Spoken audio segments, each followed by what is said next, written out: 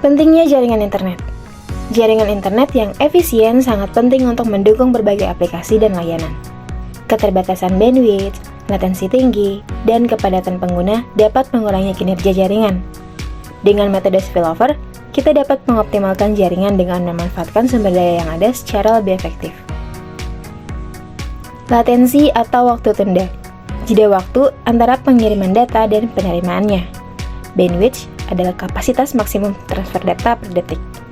Kongesti jaringan adalah kondisi di mana volume lalu lintas data melebihi kapasitas jaringan, mirip dengan kemacetan di jalan raya. Solusi optimasi jaringan ada beberapa, antara lain peningkatan bandwidth, quality of service, load balancing, dan metode spillover. Nah, di sini kita akan memfokuskan pada metode spillover. Apa itu metode spillover? Metode spillover dalam jaringan adalah teknik untuk mengalihkan lalu lintas data dari satu jalur koneksi internet utama ke jalur lain, koneksi cadangan atau alternatif, secara otomatis saat jalur utama mencapai kapasitas maksimumnya. Mengapa spillover menjadi pilihan? Yang pertama, fokus pada penanganan lalu lintas yang berlebihan. Kedua, optimasi pengguna sumber daya dan efisiensi biaya. Ketiga, fleksibel dan adaptif. Bagaimana metode spillover bekerja? Komponen utama. Yang pertama, tautan utama, primary link, tautan prioritas tinggi dengan kapasitas tertentu. Yang kedua, tautan cadangan atau sekunder, backup atau secondary link, tautan alternatif dengan kapasitas tambahan.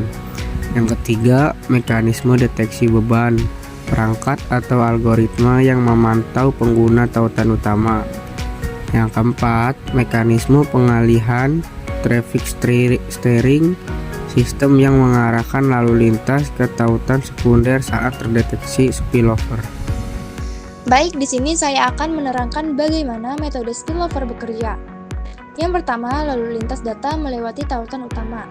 Awalnya, lalu lintas data pada tautan utama adalah 60 Mbps atau setara dengan 60% dari kapasitas bandwidth. Dan jika beban tautan utama melebihi ambang batas yang ditentukan, semisalnya tautan utama itu bisa mencakup cuma 80 Mbps saja, tapi lalu lintas data meningkat menjadi 90 Mbps. Otomatis, si mekanisme deteksi beban ini menjadi aktif karena beban tautan utama melebihi ambang batas yang ditentukan. Dan disinilah lalu lintas tambahan seperti spillover traffic bekerja. Dan biasanya spillover traffic ini secara otomatis dialihkan ke tautan sekunder. Dan kita mempunyai tautan utama itu sekitar 80% dari kapasitas bandwidth atau setara dengan 80% Mbps, dan di tautan sekunder kita memiliki 10% dari kapasitas bandwidth atau setara dengan 10 Mbps. Dan jika ketika beban tautan utama kembali normal, lalu lintas dapat dialihkan kembali secara otomatis. Nah, itulah cara kerjanya metode spillover. Selanjutnya ada keuntungan metode spillover.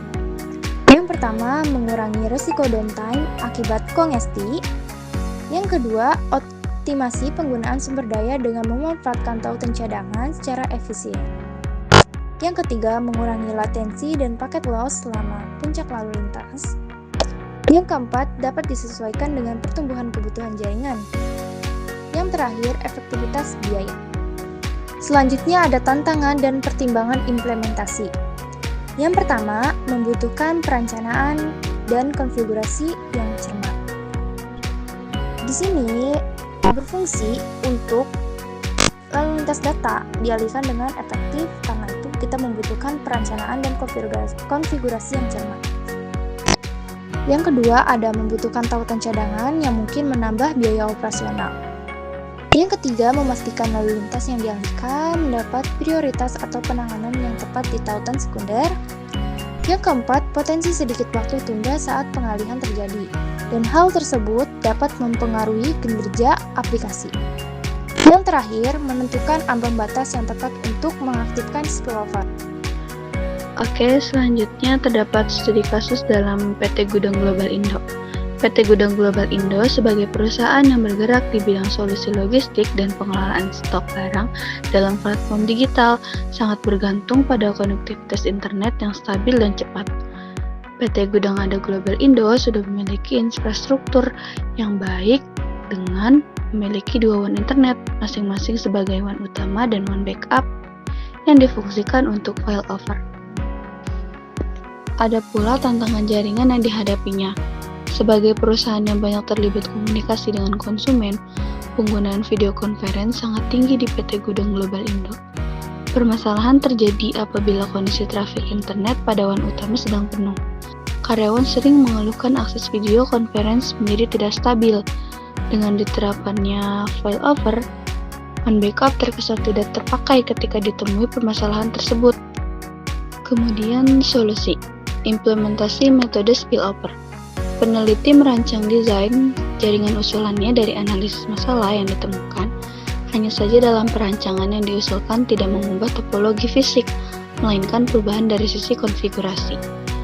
Penelitian mengembangkan metode yang bekerja untuk memaksimalkan penggunaan 2 WAN internet, yang kondisinya apabila bandwidth pemakaian di WAN utama sudah mencapai kapasitas maksimum yang ditentukan, maka trafik internet setelahnya akan dilewatkan ke WAN backup. Jadi maksudnya, solusinya adalah ubah konfigurasi jaringan dan bukan perangkatnya dengan metode spillover. Jika internet utama penuh, otomatis lalu lintas data akan dialihkan ke koneksi cadangan agar tetap lancar. Solusi implementasi metode spillover. PT Gudang Ada Global Indo memiliki 2 WAN ISP yang berjalan aktif dan backup, diantaranya adalah BISNet sebagai WAN utama dan Maxindo sebagai WAN backup. Terdapat 3 segmentasi LAN yang didistribusikan melalui unmanageable switch. Adapun penggunaan topologi yang digunakan ialah topologi star, yaitu terdapat satu switch yang sebagai induk dari beberapa switch di bawahnya yang bertugas untuk mendistribusikan LAN ke beberapa divisi yang terkait. Berikut adalah topologi jaringannya, di mana si bandwidth ini masuk ke dalam RB atau mikrotik, dan kita punya 2 link internet. Yang pertama itu ada link utama BISNet dan link backupnya Maxindo. Dan ada manageable switch ya, yang dibagikan ke divisi-divisi lain. Kemudian dari switchnya itu baru nyambung ke beberapa device milik peralatan kantor. Cara kerja spillover di PT Gudang Global Indo. Misalnya, ketika penggunaan video conference sedang tinggi sehingga akses menjadi tidak stabil. Berikutnya, penggunaan koneksi utama melonjak hingga 95 Mbps, melebihi ambang batas yaitu 80 Mbps. Selanjutnya, perangkat router atau firewall akan mendeteksi kelebihan beban ini. Secara otomatis, lalu lintas tambahan sebesar 15 Mbps dari 95 Mbps ke 80 Mbps atau lalu lintas dengan prioritas lebih rendah akan dialihkan atau di spillover ke koneksi cadangan yaitu 50 Mbps. Koneksi utama tetap menangani 80 Mbps, sementara koneksi cadangan menangani 15 Mbps lalu lintas tambahan. Manfaat yang dirasakan.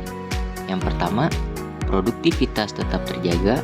Karyawan tetap bisa bekerja tanpa lag yang signifikan, bahkan saat jam sibuk, aplikasi kritis tetap berjalan lancar.